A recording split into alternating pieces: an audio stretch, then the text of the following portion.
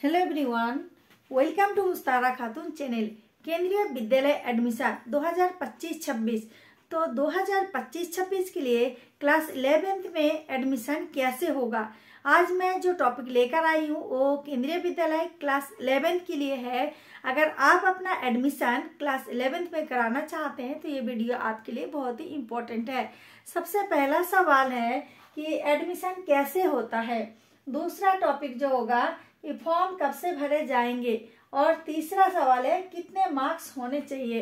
अगर आप केंद्रीय विद्यालय में एडमिशन कराना चाहते हैं बच्चों, अभी जैसे आपका सीबीएसई का यानी कि 10th के बोर्ड का पेपर चल रहा है, सबसे पहले तो आप ठीक ठाक पेपर कर लीजिए।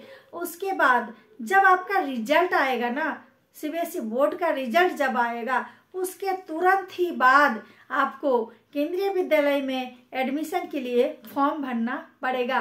तो एडमिशन कैसे होता है, यानी कि किस तरह से फॉर्म भरा जाएगा, रजिस्ट्रेशन कैसे होगा, तो आपको स्कूल में जाकर यानी जो भी आपका पसंद का नियरेस्ट जो भी केंद्रीय विद्यालय स्कूल है वहाँ पर आपको जाना पड़ेगा और ऑफलाइन माध्यम से फॉर्म को भरना पड़ेगा। ठीक है, वहाँ पर जाकर फॉर्म भरिएगा। जैसे ही रिजल्ट आता है उसके तुरंत बाद, यानी कि सबसे पहले वहाँ पे एडमिशन होता है केंद्रीय विद्यालय वाले स्टूडेंट का, जो ऑलरेडी क्लास 10 तक केंद्रीय विद्यालय में पढ़ रहे हैं उनका क्लास 11th में एडमिशन होगा। सबसे पहले केवी स्टूडेंट का, उसके बाद नॉन केवी स्टूडेंट का होता है एडमिशन, यानी कि उसके 10 दिन बाद नॉन केवी वालों का, जो अदर स्कूल में पढ़ रहे हैं कि गवर्नमेंट स्कूल में या किसी प्राइवेट स्कूल में पढ़ रहे हैं उनका एडमिशन होता है। ठीक है, तो स्कूल में जाकर आपको फॉर्म को भरना पड़ता है। तो फॉर्म कब से भरे जाएंगे तो मैंने बता दिया, जैसे ही बेटा आपका रिजल्ट आ जाएगा ना सीबीएसई बोर्ड का, उसके तुरंत बाद ही फॉर्म भरना पड़ेगा स्कूल में जाकर, यानी कि रिजल्ट के 10 दिन बाद।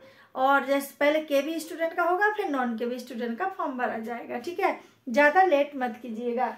कितने मार्क्स होने चाहिए, क्लास 10th का मार्क्स देखा जाएगा, उस पर डिपेंड करता है।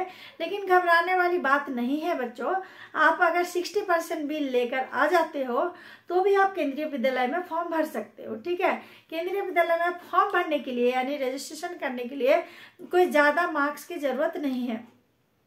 50% 60% वाले भी फॉर्म भर सकते हैं, और अगर सीट खाली होता है तो फिर आपका एडमिशन हो जाता है।